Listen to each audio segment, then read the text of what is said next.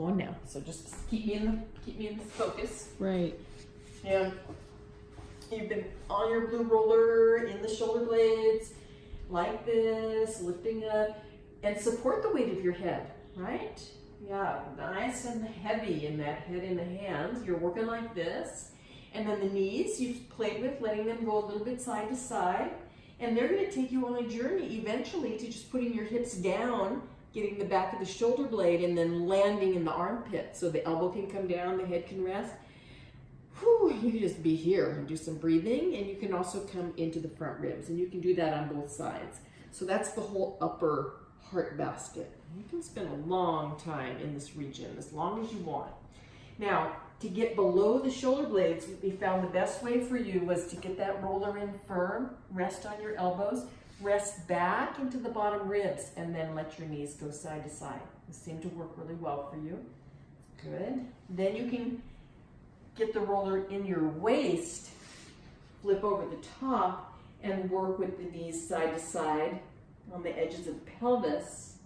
And then the fourth location was underneath the sacrum. That's right in here. You can do also a lot of side to side. In here, we were doing this work with psoas, right? Getting in there deep. And after we've gotten into some depth, then we can draw this knee in, bring the foot down. You can continue to massage if you want, and you can play with, oh, how far out can I put that foot? And you want to feel really good stretching sensation in through here. You're going to do that on both sides. We're starting to wonder if maybe the one side is tighter than the other, but you could just kind of breathe into that and see what you think and feel. So this right side, we were thinking, oh, might be tighter through there, but you just do your own exploration. You can do the same thing on this side. Now, it also felt really good to you to stretch those legs up, get a little inversion, a little shoulder stand, pull your toes down toward your face, get a good sensation of stretch behind the thighs and into the calf. The other thing that felt good to work with was ankle on top of the thigh, a little bit of a figure four so you get a good stretch in through here. So those stretches while you're on the roller are simple and easy to do. You come off the roller by doing this, and then you've been working so well in those legs, you just want to get into the quads, which you've been doing, into the side of the leg, which you've been doing. And then I showed you today how if you want, you can go below by just coming up into child's pose on the roller like this, maintaining child's pose and just letting the hips shift a little so you go into the shin. Just see if you can keep your hips moving back and the chest and the belly on the thighs. It makes it easier than trying to be up and do it. After you've done both shins and into the ankles a bit, you might come back and curl the toes under and get a good stretch going like this. It's a good place to rest for a moment. And then the other place to rest for a moment back in hero's pose, so you get a good stretch on the quads and also the front of the ankle, and just breathing into this shape as well. Then you're done with the roller. You can take the ball. We were thinking you were a little tighter on the right side. So, you know, just rolling around with the ball wherever you feel, but you were able today to identify, oh, when I go just to the right of my belly button and move around a little bit, I found an area that was kind of tight. And then you can curl your toes under on that side and make that leg nice and long. So you get a nice good stretch in that area while you're in contact. The other thing that we did that felt good, and you can do this on both sides, of course, is come into a twist from here. This is the same stretch.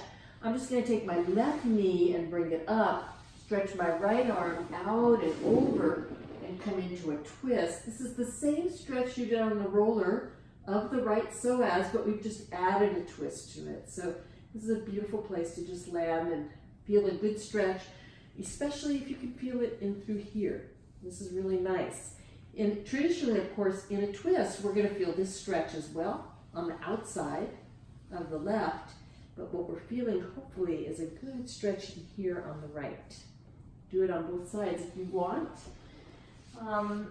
Then we can just bring the ball underneath the sacrum for a little bit of stability work. Now the encouragement today was to really have your arms in contact with the floor and feel how much you're using them. You can exhale and pick up a foot. And the goal is not to let the weight shift on the arms. See if you can really call things in.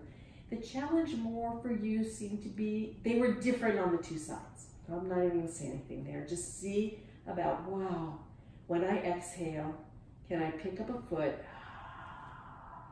and not change the weight on my arms? After I've done that for a little, I'm gonna take the ball out and I'm gonna focus more on the triangle of my sacrum right here that I'm resting on and see if I can keep the weight equal on both sides of my sacrum. So what we noticed with you was when you picked up the right foot, this is what happened. And so what we know is maybe this left side's kind of weak and you can give it some encouragement